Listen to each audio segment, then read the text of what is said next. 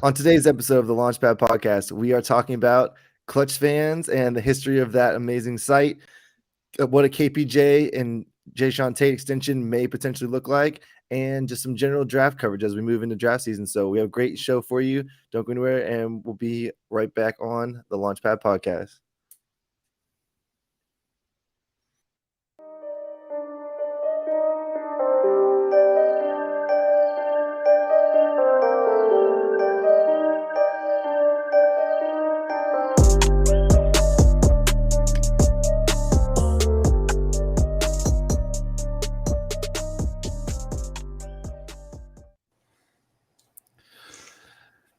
Welcome into the episode of the Launchpad Podcast presented by Clutch City Control Room.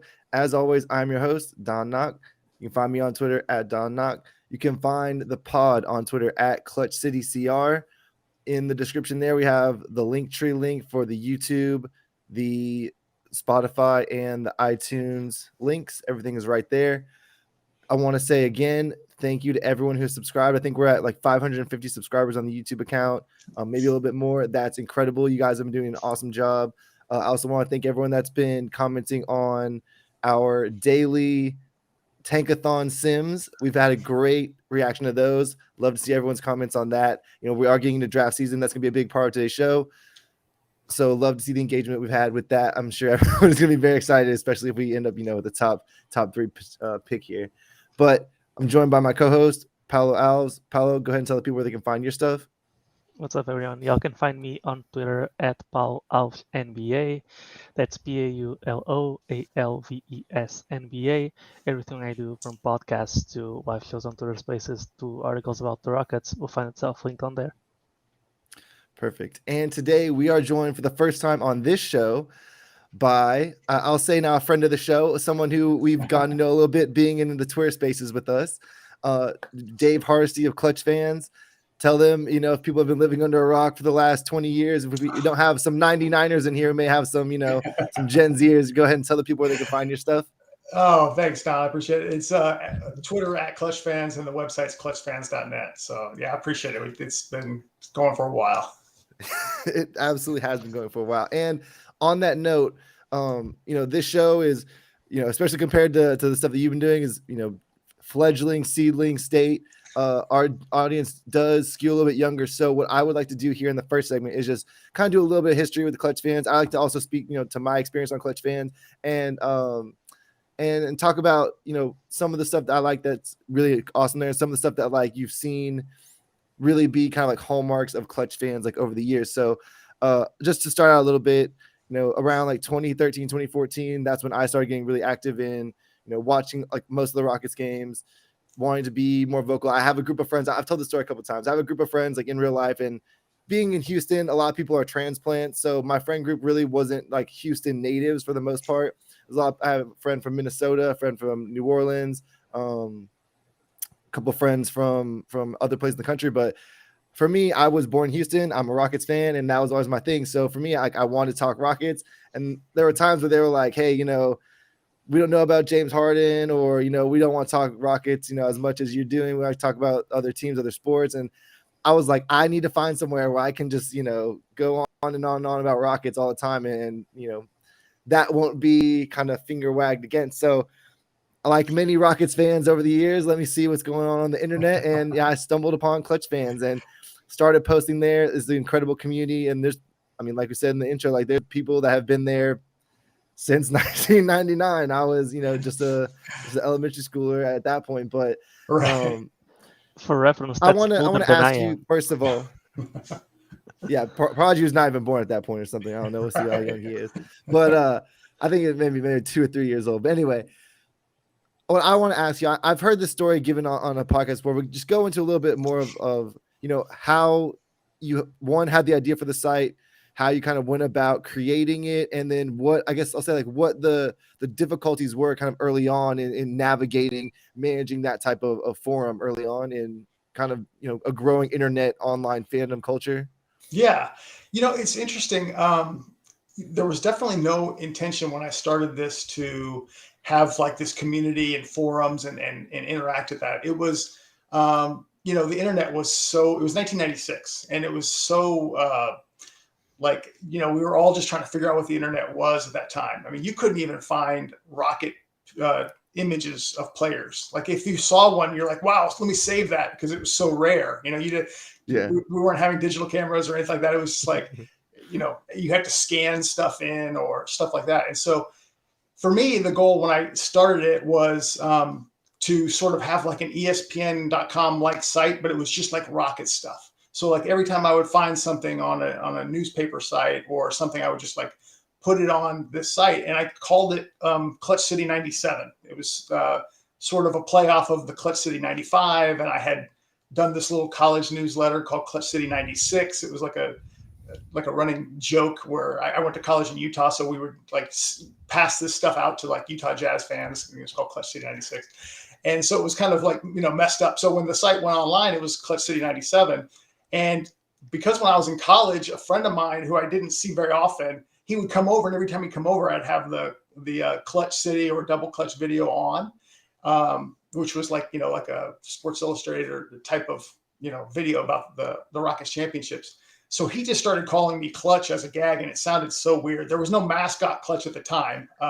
And so it was like, wow. So when I wrote it, and the whole internet thing was like being anonymous, I started writing under Clutch. And so it would be like, the Rockets should go after Charles Barkley. That's, basically when it got started. And, it was rumored at that time. And so it was just like a cool rush, because suddenly I had a little internet counter at the bottom. It would go from, 1 from me to 2. And then there's suddenly 100 people, and you're like, wow, people are reading this stuff. And then they'd email you, and it became addictive. I was hooked on the Rockets. And so it was just a matter of just learning about the team and trying to gather as much information as possible. And over the years, that's what it became, staying up till like 2 or 3 in the morning, waiting for, the Toronto Star to write something about a Damon Stoudemire trade and stuff like that. So, and then putting it on the site. And so that's how it was. Things have evolved and changed over the years. The forums came about in like 98. And then that final iteration was 99. That's why people, call themselves the originals, the 99ers. But it's been a fun ride. It's been all kinds of crazy experiences since then and now, for sure. And I like a lot of the stuff you said there was just really relatable. If you're any sort of, Rockets fan or content creator, like, staying up super late, I'm sure Paulo can relate to that one for sure. And you're talking about, news being posted on different sites and waiting to kind of get in. When I got on ClutchFans, that was like a really big part of it was, hey, we have these people that come on this site that may happen to have some sort of crazy information. And we'll start with, I think it was the Dwight Howard signing was the one that got broken on ClutchFans, and that got. The biggest one early on was when they. I know this is before you guys' time, but with Steve Francis when. Francis, okay. Yeah, so there was like really not any rumors about Francis to the Rockets, and the funny part about it is, I think if this happened in today's age, this trade would never happen, because it would just be public and the information would be out there and offers would increase. But Steve Francis was number 2 pick, and someone had come into the forums and basically said that they overheard this story. This is what I was thinking of. Yes. Okay. Yeah. So they were at a mall, and they were just hearing somebody talk about this trade happening with the Rockets, and it was clear they had some sort of inside information, and it was talking about Steve Francis to Houston. So he came in and posted on the board, and of course a lot of people are like, yeah, I'm not sure I buy this or whatever. And then boom, it happened. There wasn't like that. I remember there were no rumors even before it happened. It was just announced, and the Rockets really got him for kind of a song. I think it was like Fella Harrington, Michael Dickerson, who was a former first-round pick, and there might have been a first as well involved. But that was the number 2 pick in the draft, in a very, very good draft, and he was, this huge prospect. So it was suddenly like this ClutchFans has arrived moment. Like, there's all these people that we don't even know who they're posting, and that's been my experience. Lots of either past Rocket employees or current employees, just people that are and they enjoy being anonymous, but they're listening to, and also adding to the conversation. So it's been fun. I know during my pinnacle heyday on ClutchFans, I was over there a bunch. CyberX, everyone, oh, who is CyberX? And that was such a Yeah. big mystery. We had CH44, and then we had Codman, and those were the guys. Everyone, one of those guys posts something, and everyone's like, "Oh, make sure you tag me if you see one of them post something." And they're running around between threads. People are trying to find stuff, and it's almost like part scavenger hunt, part fandom, and then like part, everyone's just excited about news and breaking stuff over there. And that was how I really saw the original vision for like how I moved over to Twitter. It was like people on ClutchFans they listen to something, they'd watch something, but hey, I heard this, and they post about it. And I was like, I'm listening to these podcasts all the time because I post about them on ClutchFans. Like I saw a lot of the posters from ClutchFans make the transition over to Twitter. Fire Bear, Andrew Sukup, those guys, were kind of role models for me in making the switch over there. Obviously, Ben DuBose was someone that was on ClutchFans and moved over. I actually didn't know this, but HP, hey partner, I met him at one of the Rockets meetups, and we talked for a good 45 minutes. Great guy.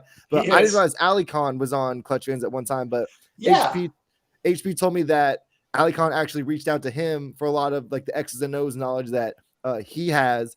We talked to HP about a lot of that stuff. So it's crazy how so many people that are, prominent on Rockets Twitter started ClutchFans in some capacity, made inroads there. And like Alex says, a lot of people moved over to Twitter. A lot of those relationships really stayed the same and, even grew. I was over on ClutchFans when Ben DuBose was posting, hey, I just did a show called Locked On Rockets. And I'm like, oh, wow, that's crazy. That's some podcast that posts on this site with me. And we had Ben DuBose on our podcast, 2 weeks ago. So it's just crazy how that type of things work. But Ben's amazing. I can't, Ben has come along so far. It's so funny because he started when he was real young. So we, there were always the ref issues. We would always tease him about, okay, man, it's not always the Rockets, are getting jobbed by the refs, but he's incredible. He's really taken that super far. And Ben's my guy. Ben's my guy for sure. But I hope one day I can have a shtick as as well known and prominent as DuBose versus the refs, because his MLB UA tweet rampages are just like iconic, man. I wish I could have something like that. He's blocked as well, I think. Well, the funny part was it was in the 2000 playoffs where the most famous one where the Kings just got completely robbed in the Lakers. I think it was game 6. If I'm not mistaken. It was like 20 free throws in the fourth quarter. And Ben was really upset about it. And I was just like, calm down. Because it was like, I was joking around like, hey, it's the, kind of like the boy who cried wolf. But he was like 100% right in that particular case. So I still, joke about how I was wrong and he was right on that one. So. Yeah. Fair enough, but I will kind of round out some of this with, I think the last big moment I really remember on ClutchFans where it was, just the hype was so big and everyone was just, they call it F5 season, everyone's in there just refreshing was the Jimmy Butler. Is that the original F5 season? That's where it comes from? I don't know. That's a big thing. But that's a big thing online. It's a big thing on ClutchFans. I don't know if it started there. I'm not gonna say it started there or not, but it was the Jimmy Butler trade saga. We were almost made the deal for Jimmy Butler. I think it was like PJ Tucker, Eric Gordon, and like 4 first-round picks. We were trying to trade for Jimmy Butler, and I was on there ungodly hours of the night, just refreshing, looking on other sites, trying to find something. And I'll never forget that because I wanted Jimmy Butler bad. I know we call him Tomball Jimmy. He doesn't actually claim Houston, but even being from Tomball, it's still like, hey, this guy's a Texan. It'd be incredible if we could get him over here. But that was even though we ended up not getting him, that was like a very special moment for me as someone on ClutchFans. And then the Ben DuBose trying to follow LeBron to the Kincaid School saga. That was another one that was just. Wait, what? That was amazing. You haven't heard this? Pulled that off. No. That was great. There was a rumor. Yeah, there was a rumor that LeBron was in Houston, like touring around schools, and that he may sign with the Rockets. And there was a rumor that he was over at the Kincaid School. It's like a private school in Houston, like looking at different options to put Bronny in if he was to sign with the Rockets. So Ben like drove over there or called over there or something and was trying to see if LeBron had made any contact with the school, if he was over there or something. And it ended up, I think it's not true. Or if he was there, it was like they were doing like a private practice or something. It wasn't actually looking for school, but it's the old school version of going on someone's for sure. I know I had called. Ben drove over there, and I called. They're like, we're not gonna, we can't talk about anybody who's coming to check out the school, but they did think it was ludicrous, but something must have happened. Maybe it was Chris Paul, or I don't know. Somebody got their wires crossed, because there were multiple people who thought they saw LeBron at that school, but Yeah. from everything that I've ever heard, it was false. So. But yeah, those are the type of experiences you got being on Clutch Fans, man. I mean, there's still people over there that, go hard about that type of stuff. So I check in every once in a while, make sure, people aren't tagging me and stuff over there, or I'm not still have my presence felt over there. I think a lot of people that are Clutch Fans alumni probably do the same thing, but I'm comfortable with leaving it at that. Again, man, I just want to say, like, as a Rockets fan, a couple of generations removed from the 99ers, like, it's just an incredible thing you have going on over there. It's incredible to have, like, that type of community. Awesome work, man. Much appreciated. Thanks for starting, something that has, like I said, led a lot of Rockets fans to, bigger things, or even just being on there and being able to network with other Rockets fans. I think that's something, when we do the Twitter spaces, I think you get like somewhat of a version of that, right? That enthusiasm of, I have a bunch of other people here that care as much about this thing as I do, and we can just, let it rock. So I think there's something kind of be said there between the parallels there, but I appreciate it. Absolutely. I'm good with that. We're going to go to break now. When we come back, we're going to talk a little bit about KPJ, Tate, what an extension might look like for those guys. So don't go anywhere. We'll be right back. And continuing on to our second segment here with Dave Hardisty of Clutch Fans. So there was some news going around earlier today. We talked about kind of in our little pre-show meeting, there hasn't been a lot of news, unfortunately, on the Rockets front. We're kind of in that dead zone where, since our team is not in the playoffs, he's going to have to watch everyone else, kind of like that SpongeBob meme where Squidward's inside the house and he's watching SpongeBob and Patrick run around outside. But we did have a little bit of stuff come out today, actually, of Kelly Iko of The Athletic. We actually have some content, some production value for you guys this time. Everyone on the YouTube is going to get to see our nice little graphic we have here. But Kelly said, a betting party of one says that Porter's number ends up in the range of 4 years and 40 million to 50 million. So we're going to start here. There was, coming out of last season, it was a very fluid and very, I would say, also positive reaction to Kevin Porter's time in Houston. He had the 50-point game against Milwaukee and 10 assists. He had, good performances in the G League and some other good performances with the Rockets, but his defense, was a little bit questionable. Coming into this year, the defense looked a lot better. The scoring was a little bit inconsistent. Obviously, he had the incident with Christian, or him and Christian Wood had the incident the same game against the Nuggets. He had another game where he walked off the court. So kind of, a rocky season, not the season you'd want if you're Kevin Porter or his representation in terms of, securing a long-term extension. And from what we've heard, Porter's representation also hasn't approached the Rockets yet on any sort of deal. That was in the same piece by Kelly, I believe. But we'll start with you, Dave. It was a long year for Kevin Porter. He did bring his turnovers down as the year went on. His three-point shooting did get better as the year went on. But where are you at on a KPJ extension as of now? Where do you think you'd be comfortable with, like, number-wise? And do you think, this is kind of something that's thrown around this pod a couple times, do you think it would be advisable to let Kevin Porter go into restricted free agency and then let him go get a deal and have that just be matched by the Rockets? Yeah, great questions. So my opinion on this is that dollar range that Kelly put out there is interesting. I personally think he's going to be seeking for something higher, but at the same time, he probably, if he is recognizing some of the past issues, maybe he feels good with that number. But I would be surprised if he's okay with 10 to 12 million a year.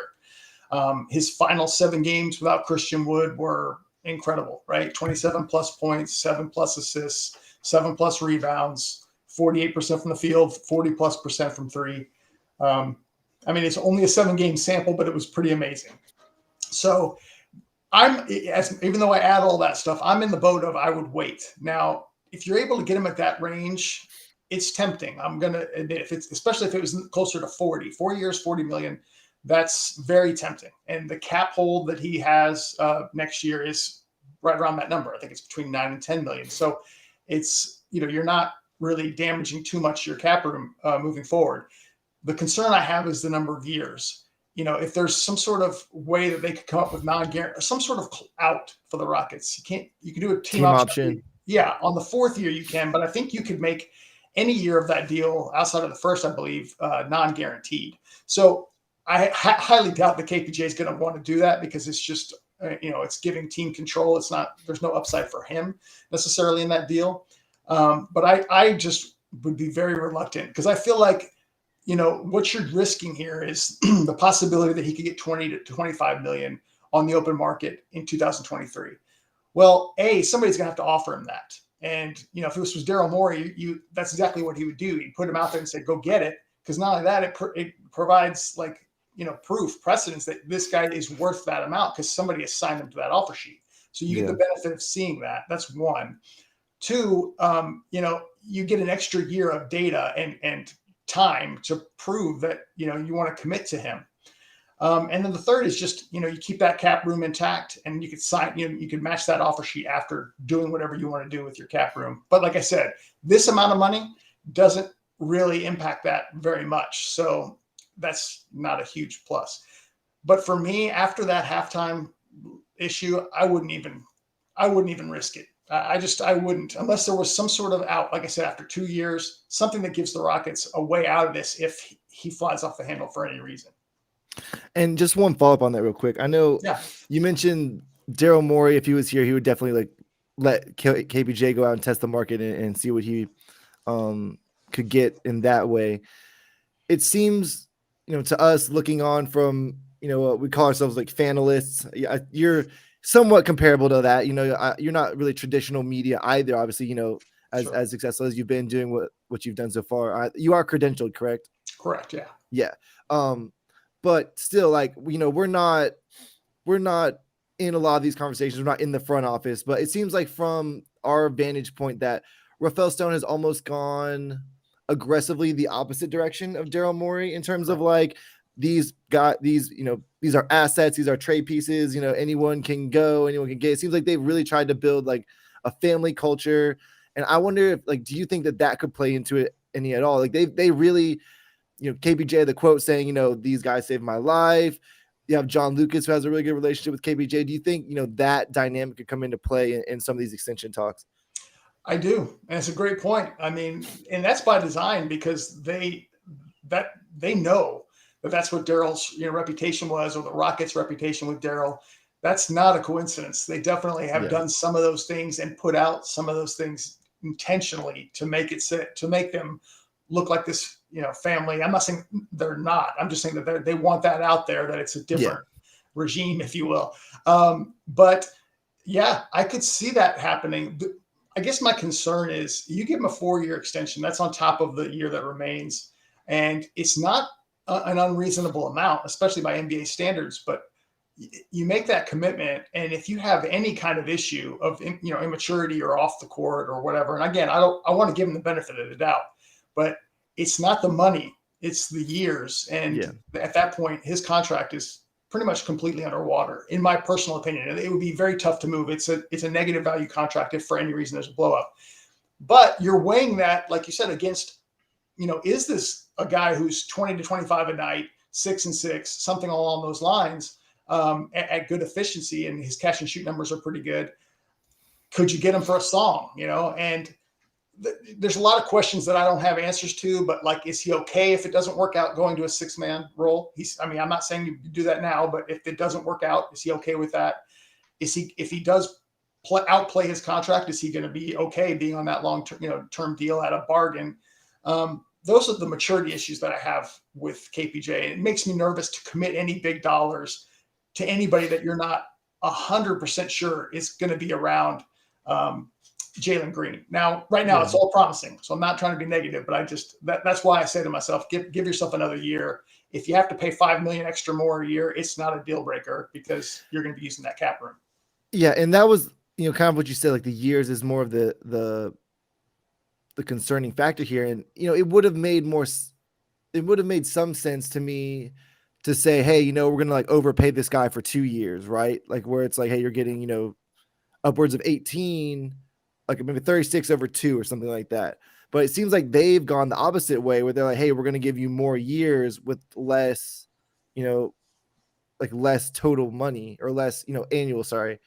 So yeah, I'm with you on most of what you said there, and obviously we can't see the future, right? Everyone came out last season, so high on KPJ, and this season did a little bit to dampen that. But Paulo, we'll go over to you real quick. Same thing. What are your thoughts on this whole situation? What are your thoughts on the Iko reporting and where you see a KPJ extension? We've talked about this a little bit throughout the year, but just feel free to reiterate it now with this new information. So the weird part with KPJ is the fact that the floor is so low. Like the floor is literally being out of the league, and it's weird to weigh that in when it's not a talent thing, and anyone can evaluate talents. It's hard to evaluate like what's going on through his head. And he had one job this season, and it was to prove that whatever you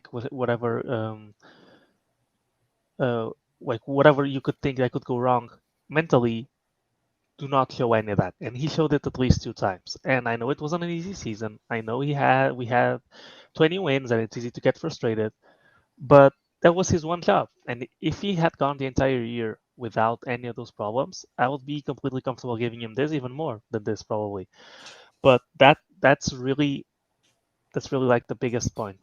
That being said, I would even go like if it's 10, 12, I would even go as far as 15, depending on how much he's willing to not have guaranteed on the last 2 years, like they've said. I would probably do it just because we've seen the reports come out that the numbers that NBA is doing on TV are like back to growing. We know there's a new TV deal coming in 2025, I believe, which means it would be like 1 or 2 years after he signs the contract. We still don't know if there's going to be cap smoothing or it's going to be a big jump like it was last time, but those are encouraging factors to maybe $10 million in, I don't know, 3 years is what we call now, I don't know, 15, $20 million, right? So from that perspective, I would probably still do it because worst case scenario, you can always package an asset with him to dump him if it's that big of a deal, or use him like as an exception. And we've seen teams be more and more willing to, when they're not good, just like completely turn it around and just go tanking. So that being said, that's why I would be comfortable with it. But I would probably even do, instead of like, let's say you're KPJ, right? What you want is to guarantee like the most amount of money you can, because you have those concerns, and because I'm not in the front office, but I could bet you that around the league, people aren't lining up to sign KPJ because of these concerns. I would be even like, he wants 40 million. Okay, give him, I don't know, maybe give him 20 million the first 2 years, and then have the other 2 years be completely non-guaranteed, or have it be like 20, 18, 16, 14. Descending. Yeah, descending. And have the last 2 years just not be guaranteed at all. And that way you're kind of playing both sides, where if something does go wrong, imagine something goes wrong year 1, right? You're only really losing like 1 extra year of cap space that you wouldn't have otherwise. But still, it's a weird game, and I would probably still hold on to him and let him hit restricted free agency, because I think even if he has an all-star level season, teams will not forget that the problems that he had the first 3 years of his rookie contract, right? Even if he had like a 27-7 season on league average efficiency, a player that young with those numbers normally would get a max. I don't think KPJ could get more than 20-25 million out of a team, and God knows how many years it would get, even if he did have a season that good with no problems. Because I just think this is one of those things where front offices are really wary of it, because not only are you losing the commitments, the money commitments, you're also stuck in, if it does turn bad, you're stuck in that situation where do you just take the loss and waive him? Do you keep him around, hope he turns around, but while he's here, he's damaging like the team chemistry, the team dynamic. So it's, I think nowadays people are more concerned with or front offices will be more concerned about those kinds of stuff. So for me, it's, you want to take 4 years, 40 million, 4 years, 50 million. I would probably give it to him. If you want to take, I don't know, 20 million a year, but only the first or second, or the first 2 years are guaranteed, I would probably do that. But ideally, I would definitely hold on until next season, because, and my last argument is probably, when he came in, when the Rockets gave him a shot, the Rockets were completely depleted of young talent. They didn't know how the draft was going to go. They had Tate, which is kind of young talent. They had KJ Martin, and they had nothing else. And so it made sense to bring this guy who has a lot of talent but has some problems because you don't really have anything else to do with the playing time. The Rockets now are at a point where they've got plenty of young talent. They've got 2 more picks coming in, and that playing time is becoming more and more rarefied. And at some point, will it still make sense to commit those resources to KPJ when, I don't know, even imagine the Rockets are in a position to draft Jaden Ivey, right? That's another consideration. Do you still extend KPJ if you just drafted Ivey and he plays basically the same position? So I think just the safer option is just let it ride out and let him hit restricted free agency. All right, and transitioning into another part of that same report by Kelly Iko, he said regarding Tate, Jae'Sean Tate, obviously, I'd give it a range of anywhere from 36 million to 46 million. And were the years listed in that prod, or I guess that's over It's 4? 4. It's 4 as well. Yeah, Four? I'm about Okay. to say maybe 4. Yeah. 8 Probably to go. 12. Yeah. Probably go to you first. You've been someone who's kind of been about Tate. How are you feeling about that? How are you feeling about, if you want to get into, Tate's role starting versus bench as well, you can kind of transition to there. Yeah. To me, for Tate, so much of it comes from, will you develop a 3-point shot? And that was the question heading into last offseason, and it didn't get better whatsoever. And to me, that's a big tell that he's not one of those guys that's super young. He has his shot. Fundamentally, I don't think his shot has changed much from last year to this year. So, I mean, ideally for me, and this will probably catch me some hate whenever people listen, I would trade Tate this offseason if you can get a deal to trade up. I know we'll get into that in the next segment, but if you can get a deal to trade up from the Brooklyn pick, I would trade him just because he is a really good player and he will be really valuable to whatever team trades for him. It just doesn't fit what the Rockets are trying to do, especially with Sengun out there who's still not able to shoot, who needs floor spacers. So that being said, if you don't trade him, extending him, so we're talking about from 36 to 48. 36 is what, 8 million a year? I think it's kind of what Eight and some change. 8 and some change. Yeah. So if it's 8 million a year, if you can sneak a team option in there, then I guess if you've already decided not to trade him, then extending him makes it so it's not an asset that's being wasted when his contract ends, right? 48, that's what, 12 million a year, pretty sure. 12 million a year for Tate. I'm sorry, I'm not willing to pay that for him. I would say he is probably worth that if he is at least a league average 36% 3-point shooter. The way I see it right now, there's no chance, even with team options. Maybe I would be kind of enticed if 2 years are completely non-guaranteed, but still, I've made this argument before. I don't think Tate has progressed whatsoever this year. I think he has regressed. I think his defense was better year 1. I think he was more selfless year 1. I think his playmaking was better as well. I think his shooting was about the same. I know he had a better stretch to close out the season, but still ended up. But even with that stretch of since the All-Star break shooting 38%, he's still shooting 31% for the season. I'm sorry. I can't do it. I love Tate as the player. I love those underdog, high energy guys. I think every good team needs those. I think the Rockets are just not in a position to do that or to pay him if he's not going to develop a 3-point shot.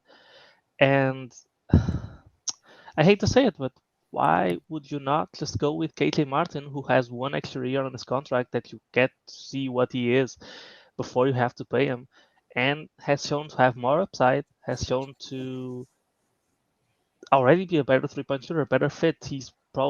Some people will tell you he's a really good fit with Sengun, who's part of the future.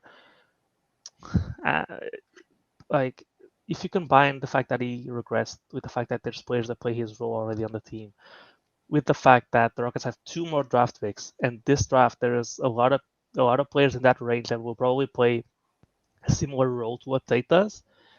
It just, to me, it just doesn't make sense to extend him if you're going on the high end of that range. Yeah, sorry, I didn't mean to cut you off there, Don. I probably save you from hate, Paulo, because I'll No, probably you're good. I was gonna throw it to you. I was gonna Oh, throw it okay, to you. good. So yeah, go ahead. Okay, good. Yeah. I'll say I'll probably go much harder. I agree with you wholeheartedly on that one. Like, to me, it would be absolutely crazy to extend Jae'Sean Tate. Now, I think if he goes on the open market, his limit is the full MLE. A contending team would maybe offer that if they really liked him. He's 6'4". His wingspan's not exactly, elite or really above average or anything. He's very good defensive player in the sense that he's constantly hustling and playing very well. He should have really good value for a contending team, as Paulo pointed out, and the Rockets should be maximizing that value. They should be trading him. I mean, they're not at a point in their core where they should be committing big dollars to guys who can fit, and play a bench role on a contending team. That's my opinion. As he pointed out, you've got KJ Martin an extra year. The Rockets should continue to do this and find sort of hidden gems that they can do. They can plug and play in roles. But Jae'Sean Tate isn't. He's taking a good volume of shots for what he is, and to me, it just does not make sense to commit long-term dollars to him unless you plan on trading him after that, because it's just, like I said, you've got to get your core, and then you go and find the Jae'Sean Tates that you're willing to give the money to. Until then, don't use that cap space for that purpose. Yeah, I definitely agree that if you're doing the deal with the mind of, a contending team would like to have him with more years on the contract so they're locked in at that price, then that's when it makes sense to me. I was someone at the end of last season, obviously KJ did a really good job shooting to close last year. So I was kind of coming off the high of his hot shooting, but it's like, hey, maybe KJ is a guy who could give the starting nod. I think a lot of people really slid a little bit over into that camp during the season. Some of the advanced numbers with Tate and KJ out there, you'd get like the defense would be better with Tate. The offense would be better with KJ, and it would make sense, right? Because a lot of times KJ would be out there with Şengün. This guy's cutting; he's putting a lot of rim pressure in a way that Jae'Sean Tate puts pressure on the rim by having his post game, but people have to count for KJ's athleticism when he's moving around the court. So it's just a little bit of a different way that they're applying rim pressure. But we talked about it earlier in the year about how the net rating with KJ out there was actually better than the net rating in comparable lineups with Jae'Sean Tate out there, and I'm sure that's something they're going to look at. I'm sure, getting more lineup data next year will help them take a look at that stuff as well. But that's going to do it for us for this segment. I think that was a healthy amount on both Tate and KPJ, with that Iko report coming out. When we come back, we're going to talk a little bit about draft. We're going to do a little bit of draft theory. We like to do that with everyone we get on here. Just, how do you value best player available versus fit? And then we'll get into, the top group, and we'll see if we can get some Brooklyn pick stuff in there as well. So don't go anywhere. We'll be right back. And going into our final segment here with Dave Hardisty of ClutchFans. So we've talked about a little bit about the history of ClutchFans, a little bit about, the Jae'Sean Tate, Kevin Porter Jr. extensions that were brought up by Kelly Iko in a PCI today.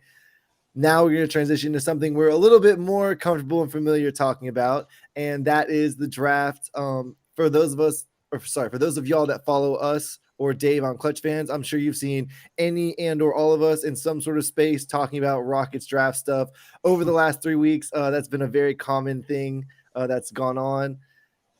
If y'all see us in there, feel free to stop by, come in, chit chat. We love to get different people's thoughts and theories on how they think about the draft and how they view prospects. The draft it's such a all-encompassing thing, right? You can get draft intel from anywhere. You can get people who have watched things from anywhere. Like we did a space last week and we were talking about when Shaedon Sharpe declared for the draft. Not a lot of people were like, hey, we haven't watched much Shaedon Sharpe. And we had a couple people come in there and they said, hey, I've watched everything that there is to watch on Shaedon Sharpe. So it's good to have different people that have watched different guys, because there's not enough hours in the day to watch everyone, honestly. You can nail a lot of the big heavy hitter guys, but at the end of the day, you need to have a lot of people contributing to get scouting on a bunch of different guys, and reading other people's work, taking in other people's, thoughts on things really helps when you can't go and watch, 5 hours on, Prospect X just because life happens. Right. But when we bring, people who we value their draft opinion on. We usually like to do a little bit of discussion on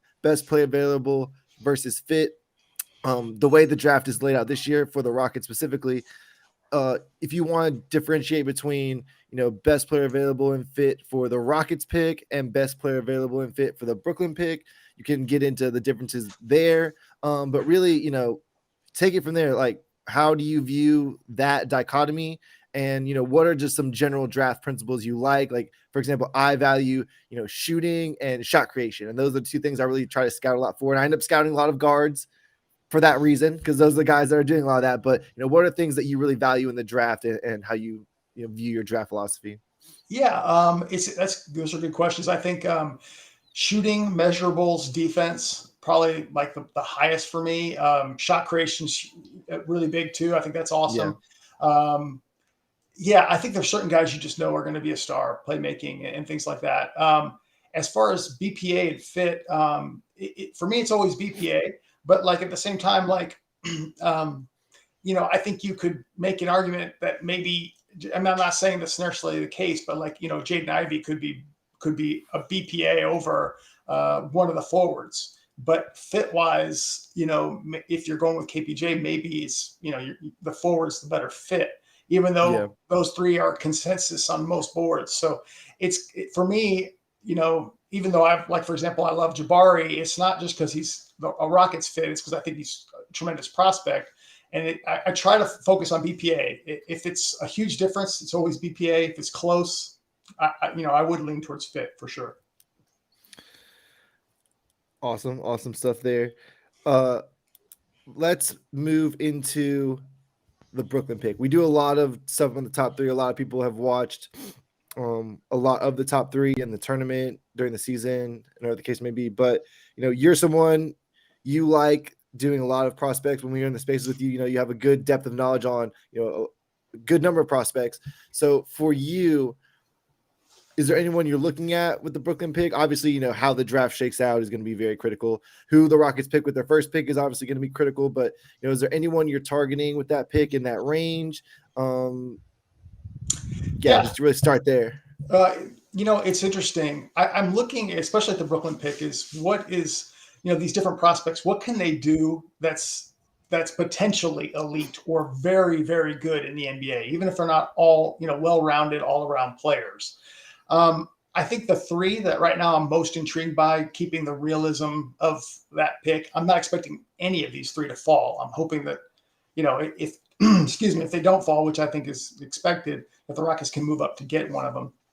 I like Dyson Daniels a lot, Tari Eason, and Jeremy Suhan. Those are the three that I think are my favorites right now. I would love to get Benedict Mathurin or Jalen Duren if you're able to move up, but that's tough to see. Yeah.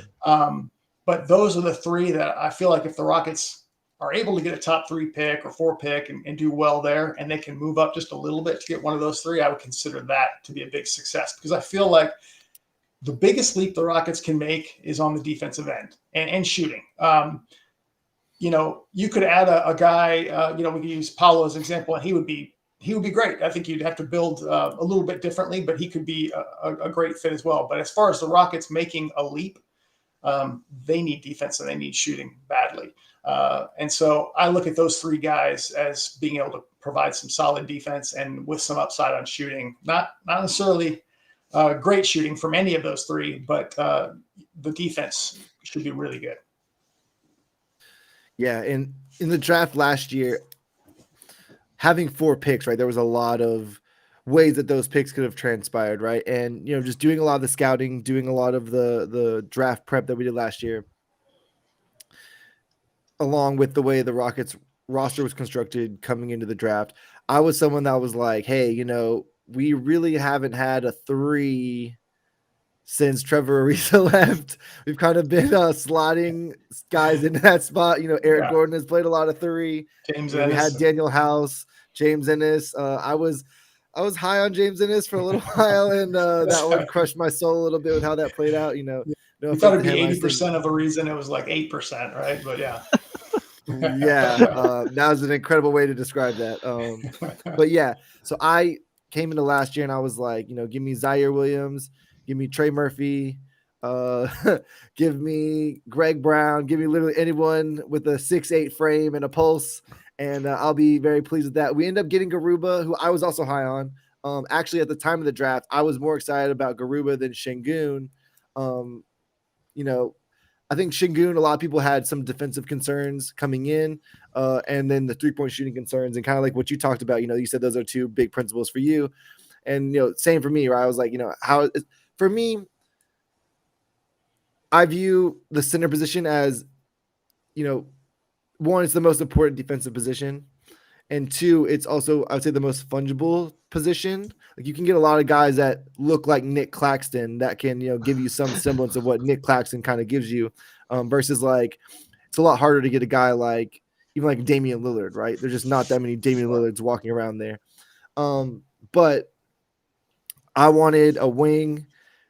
We got Garuba. I was happy with that. Şengün, for just to kind of finish off that point, he was better defensively than I thought he would be coming this year. His shot looked good, and the passing obviously hit.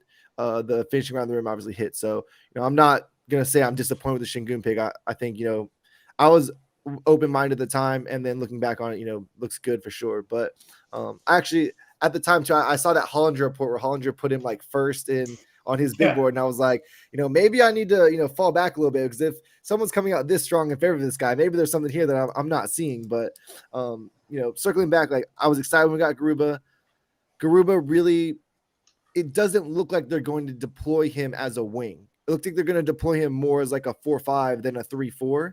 And so, given that, I'm kind of right back where I was last year in terms of, give me someone that can play the 3. We had the discussion in the last segment of, Jae'Sean Tate, KJ Martin starting, and I would really like to see them bring someone in over the top of both of those guys. You mentioned Eason, you mentioned Sohan, like those guys. I can see them, taking over that 3 spot fairly quickly. Even Daniels, like, some people have kind of thrown around the idea of making Dyson Daniels a wing. And so I'm right there with you on those guys. I think those guys would be great. We'll see what else. We'll see what else, this draft kind of shoots up after the combine. And if you have any rising type of guys, one of the good friends of our show, his name is Nima. He was a big Marion Beauchamp guy, and he was really kind of pushing the propaganda for him most of the year. So we have a little bit of familiarity with him as well. But Paulo, I'm gonna jump over to you, man. Do you have any guys you're really targeting for that Brooklyn pick before we kind of shift gears again? Yeah, so for the Brooklyn pick, what I like in picks outside of the top 5, 6 is guys that I can look at and I can see like clearly what can this guy be, what is this guy good at, that will translate into a good role player in the NBA, especially in this draft. That most people say, oh, there's like a really small like top of the draft has some star potential, and then after that, we got a lot of people with role player potential. Some people will be certainly role players. But so with the Brooklyn pick, to get to it, my favorite guy, if he were to fall or if we were able to trade up for him, would be Tyrese. And like Dave said, he's just the 4. He's like a bigger PJ Tucker, in which he will play the defense. He can play some small ball 5, and his jump shot looks weird, but it's been going in, right? He's shooting. Yeah, it's true. He's shooting 36% for the season on 2.5 attempts and 80% from the line. So those are good indicators that he'll become a good shooter. And so the other thing for me is I want guys that can shoot, because we've seen what's happened with Garuba in the sense that he couldn't shoot. And so he would be too hard of a fit to get into the lineup. And because of that, he was relegated to the G League for a while, and then he was hurt, and then he only saw playing time at the beginning of the season. So knowing that, knowing that that's how the Rockets operate, I'm looking at guys that can play a role right away and that have like a projection to be like a role player. I think Eason's a good enough shooter that he will be able to play a role right away, either at the 3 or at the 4. And so that's why he's one of my favorite guys, but I highly doubt. I mean, he's been dropping on most boards as of the last couple of weeks. Maybe that's because people haven't watched him play for a while, but if he fell or if we were able to trade up for him, that's one of my guys. And then after that, I'm actually not a big fan of the other 2 guys you mentioned. I think they're they project to be Daniel's a really good playmaker, and we do need that, and a good defender with good size. Jae'Sean more of like a bigger Jae'Sean Tate type, in which he will play like good defense, he will hustle a lot, but he is limited offensively. Because of his limitations with his shot right away, I don't think if he comes in that they'll play him right away. I think he'll go to the G League for a while. And I don't agree with that approach. So I think they should play them regardless. But knowing that they won't do that, I would rather go for someone who will play and who will get a chance to be developed.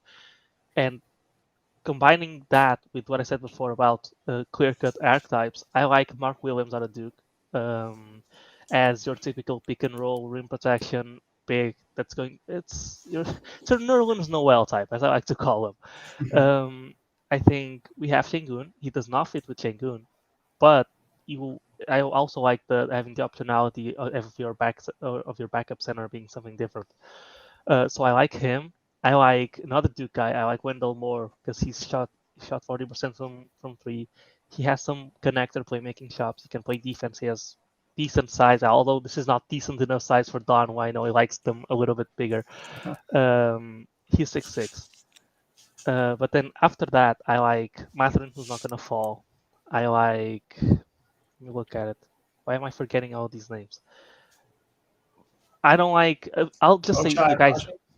Who? Yeah, Agbaji is another one. I like Agbaji. He was one of my favorite guys, but then the report came out that he would like to play for the Cavs, and the Cavs have a pick before the Rockets, and I was like, just seems meant to be. I kind of lost faith on that one. I know it's really early to be making these kind of assumptions, but I mean, if he shouted out the Cavs in an interview, and the Cavs need exactly that kind of player to play over Isaac Okoro. But yeah, he's the type of guy I would love. I would love EJ Liddell. Wasn't it? Hold on, I'm gonna stop right there. Wasn't it Joakim Noah that said no one wants to go to Cleveland? Did he? I don't remember. I think he said something like that. Yeah, I think he said no one wants to go on vacation in Cleveland. So now we have the first person that wants to go on vacation in Cleveland. Apparently, so first thing Joakim Noah Cleveland. Yeah, there you go. So I guess I'll go over some players who I don't like on the Rockets because they don't fit this bill, and then you can see like who's left, right? I don't like Beauchamp. I don't like Nima. Please don't listen to this. I don't like Beauchamp. I don't really like Sochan for that reason. I don't really like Kendall Brown. I don't like those guys because they can't shoot. I mean, they could be shooters. They project to be shooters down the line, not early on. And then Nikola Jovic, to me, is the opposite of what I want. That low, I don't want to swing for the fences because I think it's really unlikely, especially in the draft this week. And although he is a decent shooter and he can self-create and he can he's a relatively good passer as most of you guys are, he's not a good defender. He's probably, you could call him oversized. I think he's 6'10", and for a small forward, that's okay if you're mobile, but I don't think he's that mobile. I don't like someone people really like, which is Patrick Baldwin Jr. for a different reason. He fits he can shoot and he can play right away, but the way his season went, he chose to go to Milwaukee to play with his dad and be the guy, and it didn't work out, and so he quit he got hurt for a couple of weeks, and then he quit on the team shortly after. And if there's I don't know if it was because he was resignated with his situation, but he was not trying, and he played some of the worst defense I've seen out of a prospect in a while. He legit did not care. And I think at the state the Rockets are in now, if we're looking for a role player, I'm not trying to convince whoever we bring in year one to play defense and to hustle. I think we have enough talent right now, and we will going forward, that we don't need to settle for those kinds of guys. Those are the kinds of guys where if you're a contending team and you need a guy for cheap who's going to fill a role, you can take shots at those guys. I don't want another guy who I've got to convince to play defense. I've been too scarred by Christian Wood this season. Sure. Yeah. So yeah, those are some of the guys I don't really like for the Rockets. But then Ty Washington, Jalen Duren, EJ Liddell, Mark Williams, Tari Eason, Wendell Moore, all of those guys, it would be really unlucky for all of them to be gone. So if any of those guys are available, I'll be thrilled to pick them. And just to follow up, y'all both given great lists of guys you're interested in. I think there's a lot there if people want to go check out more film on those guys. Just in terms of sequencing, I kind of brought this up earlier. Is there any one that y'all listed off, right? So you would find it, say, like order of operations, right? So let's say the Rockets take Jabari first. Well, now I don't want Eason. I want something else because they got Eason. Is there any order of operations, guys, where you think, hey, maybe we go a different direction depending on who the first pick is? Dave, we'll let you go first. That's a great question. I hadn't. I've thought about it, but I don't know if I've identified like for sure, right? Like let's say that if they take Paulo, for example, I would want a different center. It doesn't have to come in this draft. I just feel like you got to have somebody different than Şengün. That's one example. If you take Jabari, I don't necessarily have somebody that I think wouldn't mesh there. You could take Mark Williams, you could take a center, and he'd be great with Jabari as well. But I think the guys like Suhan and even Daniels, I know Paulo's not a huge fan of those guys, but like I look at them because I feel like they might have potentially elite defense, like especially Suhan. Like he looks to me like there's some sort of special gift that he might have. Like he seems very high IQ on the defensive end of the floor and would shift really well. But at the same time, you would think a 6'9" guy who's really guarding 4s and 3s is similar to Jabari, but I wouldn't hesitate to take him if he was available. But I feel like for the most part, it's BPA regardless. I think if you took Ivy, then you're probably going to want a big, on the back end. But there's just so many ways to fill out your roster that, even if you took a wing or a guard at that point, you look for bigs in a different way. But that's just how I view it. I don't think there's much other than maybe taking Paulo and Ivy that I would shift regardless of what they take. I'll say this: if they took Chet, I don't know if I necessarily would want to take Mark Williams right off the bat. So that's what I was gonna go into. Yeah. So Paulo, go ahead. When it comes to like fit, I think most of the guys, as I said, are guys that project to be a certain type of role player. So they usually fit around whatever team you build. So unless they play the exact same position, they'll probably fit in some way. There isn't guys that I would not take whatsoever. Other than Chet and Mark Williams, there isn't a pair of them who one would make me not want to take the other. But taking one of these guys, like if I take Banchero, I would take someone who's a better shooter over someone who's a questionable shooter. If I take Paulo, I would want probably Mark Williams, as they said, because we saw how the fit in Duke was clearly there. If I take Jabari, I would be probably more inclined to take another wing, because then we'd have like two wings who are incredibly switchable, and I think that's really underrated at the NBA level. Look at Jalen Brown. Almost like a Memphis, or like the Memphis model, right, where they just keep on drafting wing after wing, kind of waiting on a few of those guys to really pop. I guess another case would be if we draft. They've brought in wings in other ways as well. They brought in Kyle Anderson, Iguodala, Justice Winslow. They've really just had a lot of turnover there on let's get as many of these wing guys in here as we can, see what works, and then just kind of shuffle them through if not. So obviously Memphis, Atlanta, Phoenix, those are the teams you're going to hear a lot about. Like, these people really built the draft successfully to some degree. I'm a very big fan of what Memphis has done in the draft. So, just kind of like some draft theories as well, how those teams have developed. So if we take someone like, if we take Chet, then to me it would be even more like appealing to take someone like Tari Eason and trading up for them, because he kind of mixes up Chet's length with Eason's like physicality. So I like that fit especially as well. If obviously another no-no would be if you take Jaden Ivey, please do not take Ty Washington, for example, who's another guy who I like. So other than like positions who are the exact same, I think most of the guys I like because they can fit into whatever system you have. So I think they would probably work out. Yeah, and it's I wish it was 16 and not 17. I'll say that. I really feel like around 14 is where I'm like, man, there go. I've gone through a couple of different mock drafts, and most of the guys that I really like for the Rockets are gone by 14. But you know what? You're going to have a good prospect at 17 regardless. If you want to take a long-term pick like Ousmane Dieng, that might I be forgot available. about him. Yeah, He's been growing on me. Yeah, Nikola Jovic, maybe Jaden Hardy. Some of these guys are going to go ahead of the Rockets, but these are big home run swings. They could pan out in a big way, or they could flop. And I think with that Brooklyn pick, it's I often tell David Weiner, Beam a Thug, like, I really want to take the best player with that Brooklyn pick just so we can say, hey, we got this guy in the Harden trade, our Rocket fans can say that. Yeah. And so I wouldn't mind them taking a home run swing there. But as far as guys that I really feel good about their, near and long-term future, it's like around 13, 14. And so I have been spending most of my last few days, with Beam a Thug, just back and forth texting, what do you think about this trade? Targeting New York, targeting Charlotte is a big one. And just trying to move up into that range somehow. And we've come up with some interesting trades, but I really hope the Rockets can intrigue somebody in that range.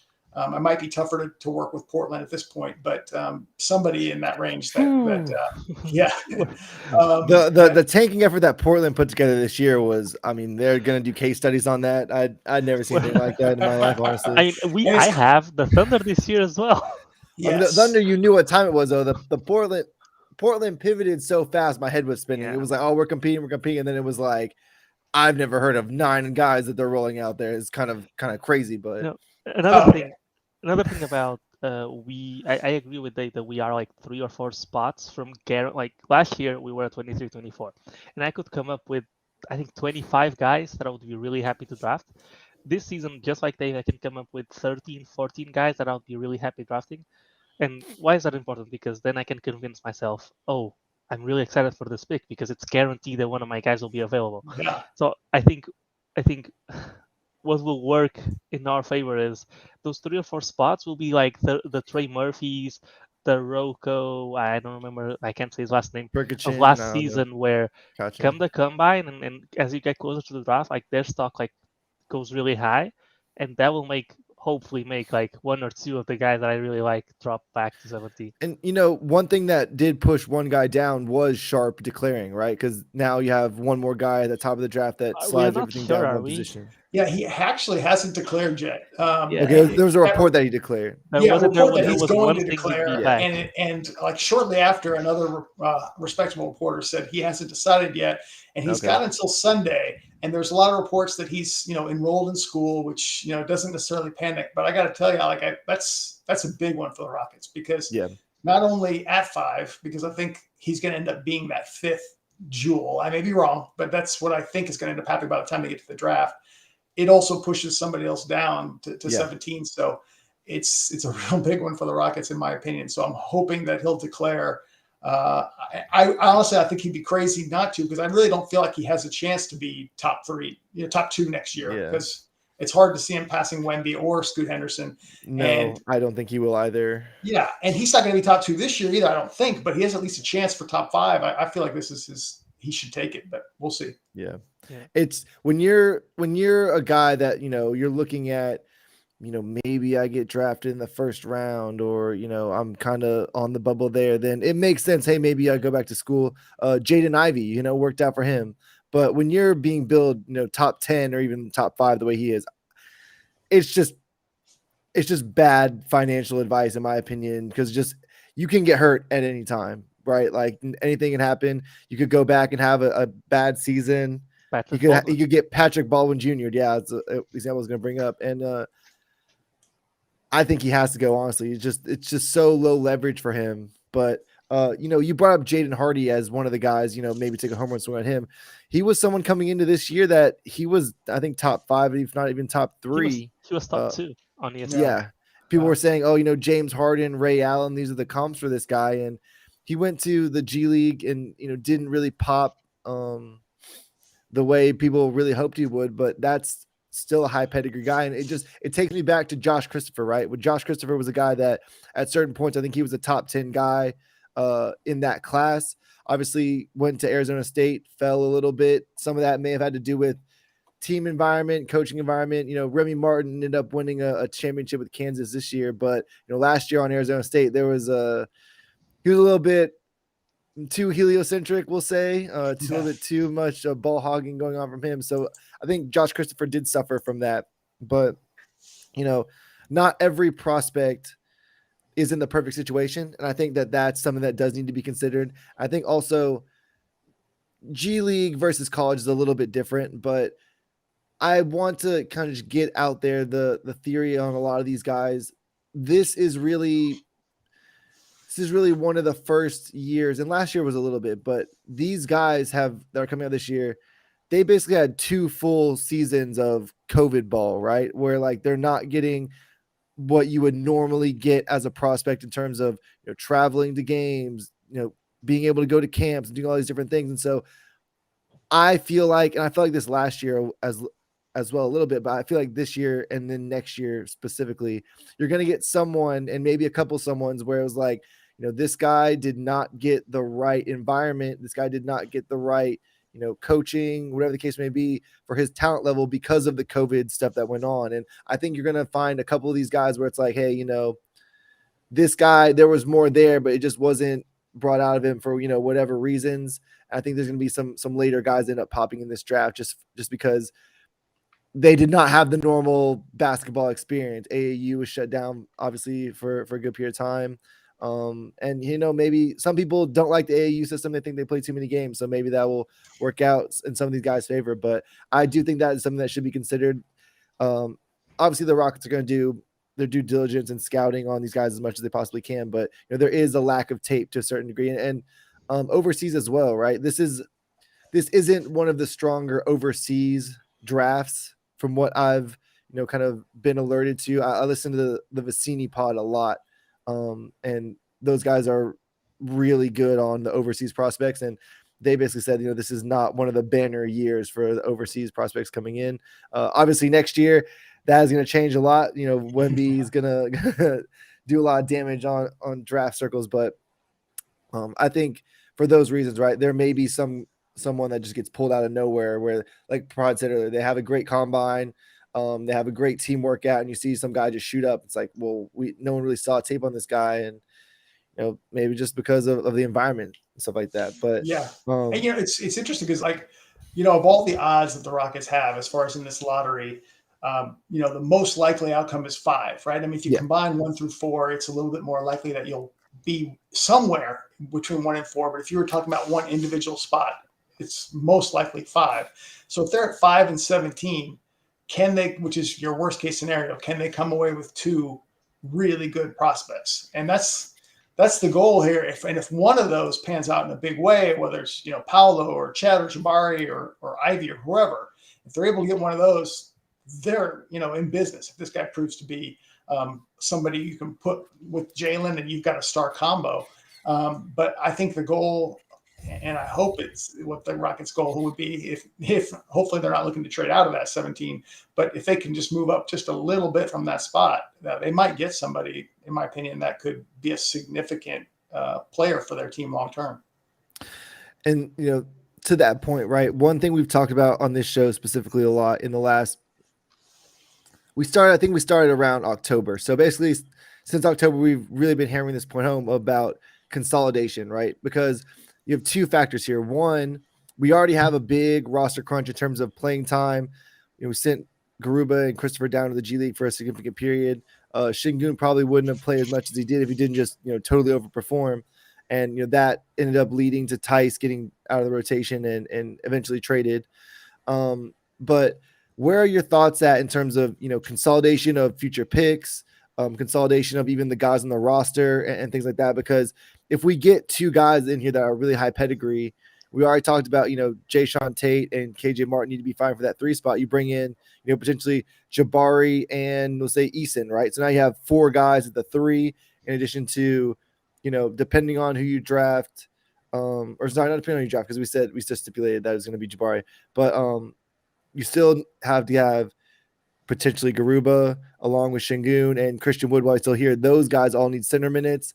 They put KJ at the 5 very briefly. So you're going to get back to these roster crunch situations. So, how do you view consolidation? How do you view, it seems like you're very intrigued in the potential of moving up for a pick this year. Yeah. Do you think that would be advisable, or trying to stay with some assets, to try to even maybe move up next year, just with how strong that draft is? Either one, to be honest. It doesn't have to be necessarily this year, but I mean, I just, even as fans, how much more did we enjoy watching those final 7 games? And it's no slight on Christian Wood or Eric Gordon or, Schroeder. It's just that, there's a future here. And like these guys, we're moving forward. So if they can get picks for any of those guys, I would do it. Or if they're able to combine it and get something that helps their long-term, even a player, I would do it. I threw out a trade, which was like most incredibly polarizing thing I've ever seen. It was like 6,000 votes, 50-50 split. And people were like, this is the worst trade I've ever seen, or it's the best trade I've ever seen. But that was that Westbrook for, all three of or Nwaba, Gordon, and Wood, Westbrook and picks, and then buy out Wall and have Wall go to the Lakers. That to me is like really perfect trade for the Rockets to acquire a couple of really good picks in the future that are just trade assets. They're not going to wait until 27 and 29 to get them. And then you've got 4 roster spots after it's all said and done. Like, that's ideal because the Rockets need to create roster spots. They need to, combine players that are not in their future. And even if they turn it into just one player that's part of their future, that's a huge win. So I hope they're aggressive. I hope we don't lean towards the family side, like, hey, everyone wants to be here and needs to stay here. I hope that they're aggressive. And Jae'Sean Tate to me is that litmus test, that test for Rafael Stone of, you really, is this a guy that you're willing to part with? Because he's not necessarily hurting you, but he's not necessarily like really helping you either. And so, as far as Wood and Gordon, they absolutely need to move those guys on. And there was a lot of discussion after the trade deadline, and we weren't able to get you on until now, just by chance, whatever. But in our space that we did following that trade deadline, there was a lot of people that they were, we'll say rightfully mad that Eric Gordon was still on the roster following the trade deadline, and we kind of heard after the fact, through reporting and stuff like that, that the Rockets wanted a pick next year over, maybe unprotected even over, like a 27 through 30 pick this season. And, what were your thoughts on hearing them say that in terms of like where you think they are mentally, towards kind of pushing assets further out? Yeah. So I was one of those people. I was upset that they didn't trade Gordon because I was just like, this is ridiculous. He's shooting 45% from threes. You're not going to get any better trade value. And yes, that's a fact. They had multiple offers, and even now to this day, I still think, man, would they be better off with like, the 18th or 19th pick from Toronto or whatever it is, than holding Gordon right now. So, but their whole view on this is, you don't acquire a pick, in the short term that you don't plan on using, even if you think it's a trade asset. It's not as easy to move as you think. The example was last year they like Usman Garuba, don't get me wrong, but they were planning on trading one of those picks. They were going to take Christopher, and the pick that they didn't end up trading, they took Garuba because they just felt like he had good upside and, we'll take a chance on him. So their whole view is, if we acquire this pick, unless we plan on using it, there's no sense. We're going to hold off and wait. Yeah. They're looking for future picks just so they can use them in trades when it comes time to flip that switch, hit the lever in 2023. So if they could get a 2024 pick, and there's a few out there that you could identify that might be candidates, that's ideal for them, because they look at, if the Rockets are picking, say, 23 or 24 in this draft, they're looking at that as the same caliber player as Jae'Sean Tate, KJ Martin, Josh Christopher, Usman Garuba, and they like those guys, don't get me wrong, but they're prospects that may or may not hit at a higher level towards the may not. And I think that they just don't want to fill up roster spots with, picks in the 20s. So that's their policy. That's their view in trying to get a pick later on. And I think it's a big test this offseason to see if they'll be able to get that for Gordon. And I'm right there with the way kind of you were describing the Rockets thinking there of, we need to be trying to leverage this capital into elite prospects, or at least, like we said with Hardy, this guy may not have had a great season, but at one point in time, this guy was top 2 in the class. So, gamble on that type of upside, because I think this front office has shown that they can go out there and find the Josh Christophers, the Jae'Sean Tates, the KJ Martins without using the premium assets. So take what you do have and really try to, get a maximum level return just in terms of potential and roster building. So But you like Hardy at 17? Like if he was available, I don't know. It would have to depend on who was still left on the board, but I think just from a theoretical standpoint, right, taking Upside, that type of upside play is something that I very disagree. much believed in. And I was the same thing last year with Zaire Williams for me. I was like, this guy didn't have a good year at Stanford, but there's a term called planet theory, right? There's only so many guys that are 6'9", athletic, and have some level of ball skills walking around the face of the earth. So if you can get one of those guys in the door, even if it doesn't pan out, you've at least made an effort to get that high level guy.